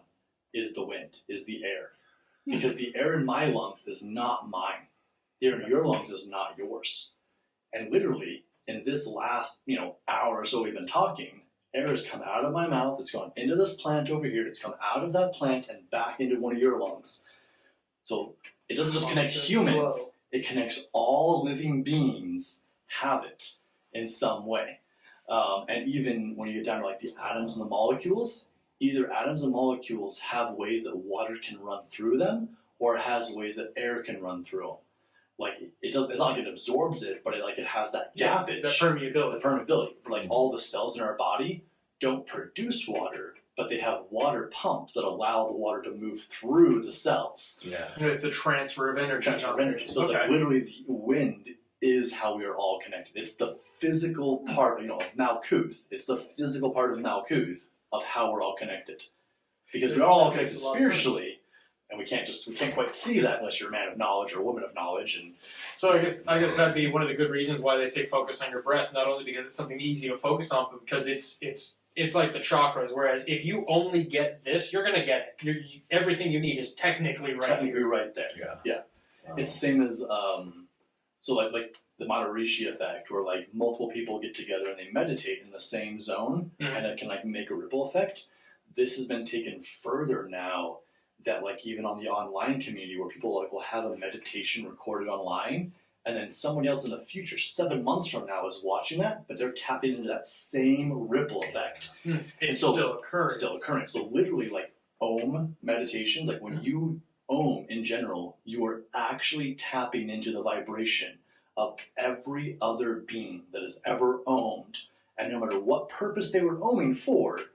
I don't know, I mean, I could be wrong, and if I am wrong, please someone comment down below and tell me this, but I don't know anyone that was ever like, to war we go. Oh. I mean, the Hindus might, like... But at the same time, that would have been more, I don't think it would have been war, it would have been battle. Yeah, because it'd be entirely their perspective on that. Sure. And one of the reasons I said it to like war, to me, war is worse than like a concept of hell. I say concept of hell because war includes innocence. If hell exists, which I don't think it does, I think that's a state in your own mind. Generally, people that are in hell in their own state of mind have put themselves there because they believe they deserve that. It's a choice. There's usually not an innocent, but like in war, innocents die, like babies, puppies. Like, so in that sense, but when I say like coming back to the Om, it's like anyone else that has done the Om has generally been to improve themselves, to improve the collective, to connect with the heart, to connect with source. So when you do an Om meditation, you're connecting to that same vibration of the billions, if not trillions, that have already done it. So same as like That's come cool. back to your breath. So How many people have taught that? Come back to your breath. You're tapping into a universal concept. Yeah. So it's not just because it works as the breath, but you're also tapping into the vibration of, hey, for tens of thousands of years before the earth even existed, this has been something that's been in existence. That all 3D dimensions that have a physical form, the breath is the calmer. yeah, because that would line up because. Like the Om, for example, it's frequency based, so it's simply just this spectrum of energy and consciousness just applies no matter what. It's holographic that way. It's all throughout. That's interesting because that reminds me of every time I try to do the Om meditation or the raw meditation, but I say it all out loud instead of just in my mind. My dogs will not leave me alone. And it's not like, oh, what's happening? Are you okay? It's like they want to join in, but they don't have the ability to vocalize. So instead, the dog will climb all over me or climb into my lap when I'm crisscrossed or when I'm laying down, he'll come and lay right next to me and line up. And it's just like, because like you said, it's an all are one, all are connected. And if my animal is my familiar, and I'm doing my energy Om thing, of course he's going to come over and synchronize with that. Yeah. And I used to get so annoyed before I realized anything like that, before I even understood synchronicity or energy harmonization. I would be like, leave me alone, Tom, you're trying to distract me. Why now? Of all times, why now? And it's like, well, why now? Because he wants to be with me, he wants to harmonize with me. Now it makes sense. That makes sense. Yeah. Cool. Animals are very intuitive. They're very intuitive. Yeah. To pull it back into Avatar and the bending, and just to like that same thing, like all the bending has a movement, and like each element can teach us something. Each element teaches us different things, but like the way that in the anime when they talk about bending, I always think it's super cool. But there's like little hidden notes you have to kind of like read between the lines to hear things. And in this the Netflix series, they're so much more direct about it. Like when Iroh talks about how to firebend, he like explains it. You know, you're pulling from the spirit in your belly, but your belly, the solar plexus, the fire chakra, your willpower. You're pulling from your belly. When Aang talks about how to airbend, he's like, oh, they talk about, there's the balance and there's the energy. You're pulling the energy through you and flowing with it. And then suddenly she can now waterbend, and then saying similar time later, Paku, the master, he says something else about it, like how to bend. Like anytime they mention how to bend or how to like move yourself, it's much more of this like spiritual base. And it's like much more straightforward. It's not like, hey, you gotta take these 5 episodes to see the hidden motion there of like, this is how you bend. And I'm not saying like we're all going to go like airbend or anything like that, but it's this interesting concept of like from the belly, from the spirit, from the heart. They're still drawing sources. Yeah, but it's saying like essentially like the bending, even though you're using like, because I mean fire, it comes out of them essentially, but it's from the air around. It's a combustion that happens. But like water, they have to pull it from the element there. The air is around them. Earth, they have to pull from the earth that's already there. They have to draw up even. Yeah, but it's like, but it's not this I'm grabbing from an external force. It's I'm grabbing from an internal force that I am actually connected to. Yeah. And this ties back to like, just to use like, a little bit of shamanism and like the Quechuan tradition. It's like we have the term Pachamama, but Pachamama isn't just the earth. Like Pachamama actually is all of us because we're all earth. We're all part of Pachamama. We're the cells of Gaia. Yeah. And Mama Pacha is the actual earth. Like when we're referring to the earth, separate from the living beings that are an extension of it, it's Mama Pacha. But Pachamama is when we are the extension of it. So similar to bending, the earth is bending us. Yeah. Like we are the extension of the earth. As Alan Watts would say, the earth peoples the same way the oak tree leaves. Yes. The earth peoples. The earth peoples. I like that. Yeah. Mm-hmm. And this ties into like, if you ever read George Castano's work, Don Juan's teachings, the teachings of Don Juan, the path to excel and so forth, and all these. Like Don Juan, he talks about, and he uses like the Yaqui tradition and so forth, but like he talks about, man of like stepping into these zones, but like what power is, or like what real power is something that commands, or something that wills you and you obey it, but you also command it. And so that almost makes me think of like this balance with the bending. It's like you bend to its flow, but you also command it. Similar to as we're all extensions of Pachamama, it's like you can pull on that power, but you have your own individual life, and how you choose to be, you can do that. Iroh actually says something similar in the new live action series as well, where he's talking to Aang, and Aang asks why the war started, and first things he brings up is that a lot of people say that it's in our nature as firebenders to consume. So it's similar to that of definitely the influence goes both ways. Yeah, I should say. Yeah, it goes to show too how there are many cultures on the earth that have a very specific viewpoint of the world that is so esoteric and spiritual based. Like by Iroh giving that explanation of that is how he's basically speaking for the Fire Nation people. This is our viewpoint. And when he's saying that, I've heard the same thing from going back to our own United States American history. You have the whole manifest destiny thing where it's like, because we're strong, because we are huge, because we're wealthy, and because we're connected to the world, we have a responsibility, a divine mandate to go into the world and set it right. And that is exactly what the Fire Nation is doing, is they are taking it upon themselves as this glorious, advanced nation to go into the world, go into everybody else's backyard and set them right, regardless of what their perspective was. That's the same mistake countries like America and others have made by going into other countries and nation build, is you're erasing their history, their perspective on the world, and how any of it even made sense to them, in erasing it and saying, now do it this way. Well, no wonder you have so much chaos that follows, because they don't understand what you just gave them, and so they try to immediately ramrod it into what they do understand. And at that point, they're trying to slam a circle into a square slot. It's going to get in there eventually. It's just not going to be either. It's going to be something mutated and something wrong. And you see that with the Fire Nation. I mean, when we mentioned the Firebender colonies. In the anime, when they come back, the Firebenders treat the Aang and the rest of them like all of their aberrant behavior, all of their weirdness, all of the Aang's weird his weird antics are all, it's just because you're an earthbending colony. And because you're an earthbending colony, we can expect lesser behavior from you. We can expect you to not understand the day-to-day normal life of Fire Nation because you're beneath us. Even though these people might actually be descendants of the same Fire Nation people, they would be children of soldiers even, they're immediately made second class because, you are down there. Uncivilized colony. Uncivilized. And we see that not only throughout history, we've seen that with that's just a barbarian, or those are just immigrants, or you're just a foreigner. We already see that and perpetuate it to this day, that same idea that this culture is superior, therefore all the other cultures need to be somehow subservient to that superior culture, when in reality, you see this with religion, spirituality, you see this with culture, politics, with everything. There are about 24 pieces of the puzzle, and you, me, and everybody else is just one piece. And unless we all put those pieces together, you'll never see the whole picture.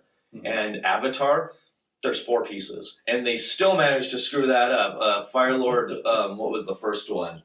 Sozon still managed to screw that up. Yeah. And he grew up with the Avatar, the physical embodiment and representation of we need all 4 pieces. All 4 pieces, but I've always wondered a little bit more about Sozon's backstory. Like, this is like I guess the coach in me and like the psychologist. It's like, I want to know your story, because like there's a good chunk of them where Roku's not around him anymore. Yeah, that's what happened to him? What happened during that time? Like, I mean, there's someone out there, and I can't. It's a different anime channel. They do a lot of Avatar stuff, but they broke it down, like taking how long it took Aang to learn the elements, and they equivalent that to like years for Roku. And it's something like, it's like 3 years each element, and it's like 6 years at water, because that would have taken him twice as long as the opposite. It took him a while. So it's something like almost 2 decades. He's actually, or almost 2 decades, like at least 15 years to 2 decades, he's not around Sozin. And then they seem close, but then also he's running around the world doing his Avatar thing.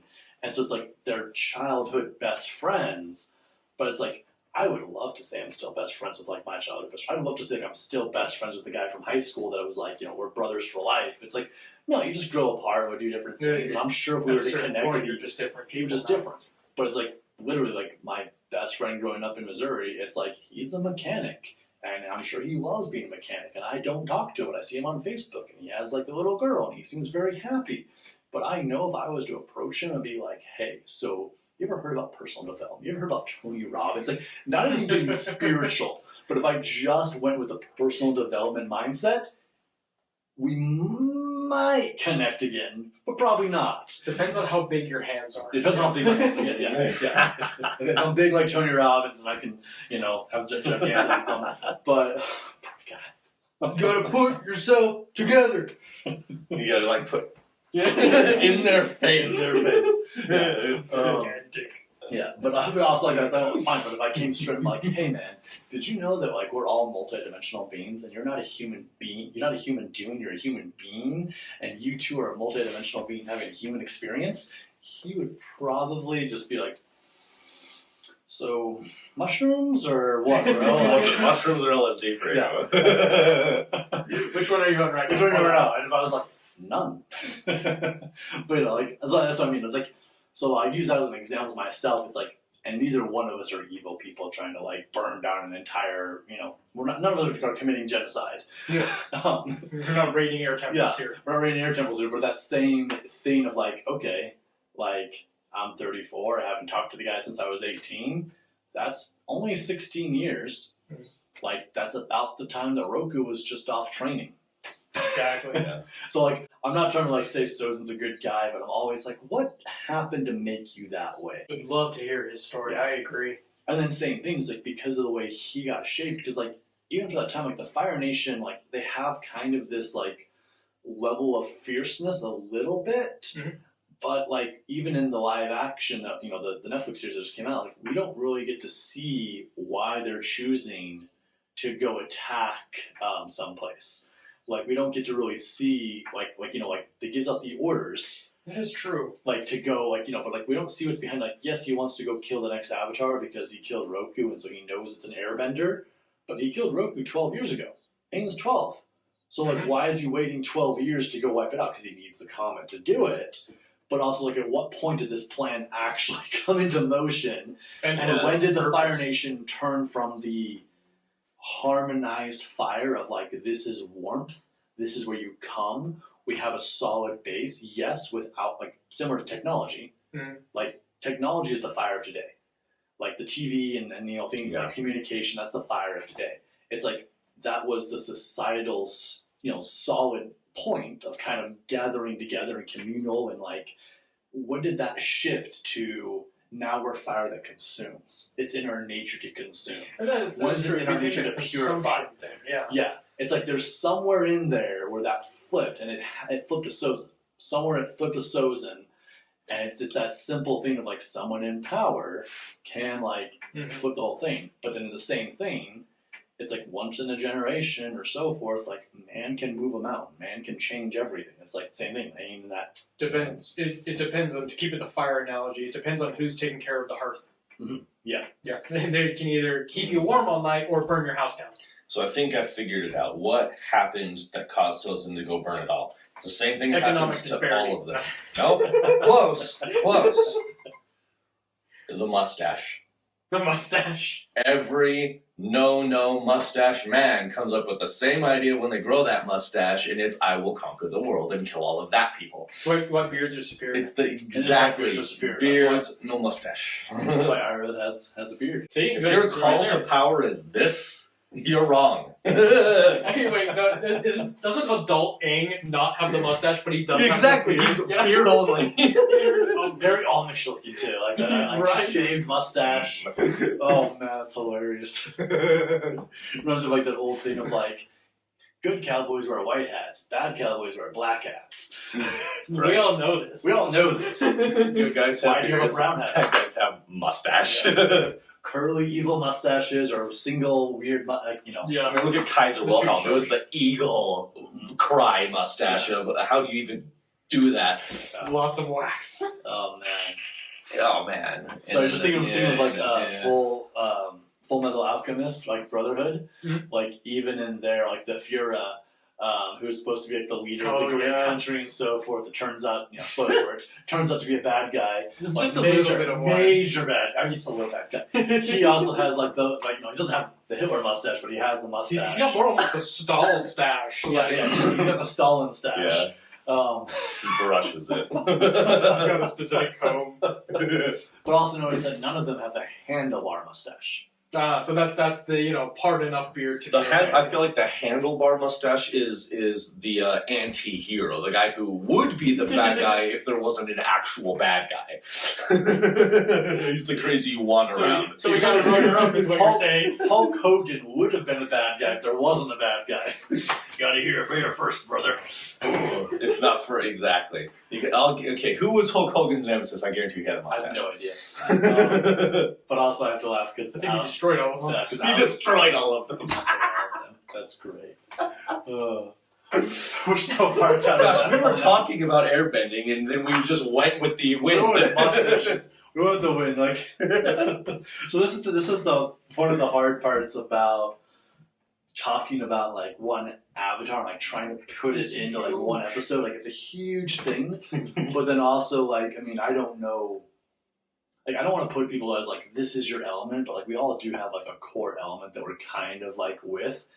And it's that same thing of when you have people of different elements, things can either go very all over, or if you have people with a similar element, they can, go in one way. This is something in a lot of the best version self-trainings that I've done, we'll do a thing where you actually have people take a new identity kind of, but it's actually a label you're putting them in.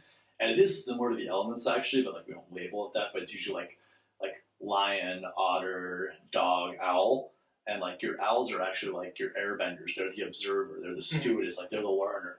Your firebenders are the lions. They're usually the ones that are very I'm a go-getter. I'm gonna get stuff more done. Predatory almost. Well, an example, Joe Rogan would be a lion. Oh yeah, he's very determined. Yeah. He's got stuff done. He doesn't roar and yell at people, but he also is very this is what I'm doing. And if someone comes on his podcast and he doesn't agree with them, he asks questions in a very direct, fiery way. Yes. To figure it out. Not in I don't like you. It's well, let's figure this out together, mother. Yeah. He's very, so that's an example. But so we divide people in that, but then we give them something to do as a team after that. So you break them up, and then it's then you go into teams, and you make sure on every team there's either at least one or two of each of those categories. So the way you divide them up is you'd have one lion, one otter, one dog, and you do something kind of a mind challenge of build a bridge out of newspaper that can support a case of water, but the case of water has to fit under it horizontally and vertically, and it has to support it on top of it too, and you just give them newspaper and tape, and then you turn on circus music. I was going to say, everyone's different approach would be entirely different to that. And so you see how they work together, and then they get to learn about themselves. So well, I know I'm a fire element, but how do I work with water? How do I work with earth? How do I work with air? How do they perceive this, the solution to this problem? Solution. And so then you realize, and I wish I would have known more about Avatar back when I did those trainings. When we do retreats again, probably tie this in, but then it's this teaching of that, of look at how together you can be a balanced society. Mm-hmm. That technically, in this mindset, the world actually doesn't need an avatar if everyone chooses to get along. No, but they've stayed isolationist in places for too long. It's 10,000 years. Yeah. And so tying it back to that original thing of had Aang stayed at the Air Temple, whether or not he would have been reincarnated, not reincarnated, if he would have been channeled the other avatars and wiped out all of the firebenders that came to attack and started out as a destroyer versus a creator, or have that not happened because he hadn't really, maybe he wouldn't have known how, because even when he gets in the avatar state before, he has to meditate, he has to go into the time, could he have had the time to calm himself enough to connect to the shrine? He would have been completely uncontrolled if he did, which... Maybe the other airbenders would have been caught up in it too. He could have gotten his own people. Yeah, and we even see this a little bit in, with the live version, when he meditates in front of Kyoshi. We talk about the chatter mind. Yes, you go to the chatter mind. Mm-hmm. It takes a minute, and they kind of get stuck in that zone too. But when he goes and talks to Roku, it's a much faster meditation, and he gets into it. Well, it makes sense too. It's fire. It's an element that's closer to his own personality, and it's a more recent incarnation. But he's also Recent. he's also already done it once. That's true. Well, yeah, he'd been in the Avatar state a couple times by that point By too. that point, so imagine the first time he has to get into the Avatar state is hours after learning he's the Avatar. Could it have been done? Who knows? It So wouldn't have even been a concept for him. yeah, he wouldn't have been a concept that he knew he could do that because he doesn't know he could do that until he reads the It would journal. have been a trauma reaction. Ooh. So in that sense, either trauma reaction and it works, completely different storyline, or he actually couldn't have been there. And so even if like somehow like he had like not got trapped in ice and like escaped off to the water tribe, like who's to say that he wouldn't have got wrapped up in the civil war and separation between them? Like who's to say that like if Aang not got trapped in ice, he wouldn't have died some other way during the 100-Year War, having no one to teach him to master. Like teaching no one to teach him and like and so forth. And it's almost not until the 100 years that he has the masters in the exact lined up space he needs them that not only teach him that, but also flip the entire paradigm back. It's not Aang that restores balance, it's Team Avatar that restores balance. That's also a thing too. There's only 2 people who deserted the Fire Nation army, and that was both were within Aang's lifetime. Yeah. He meets both of them. It's both of them. Yeah.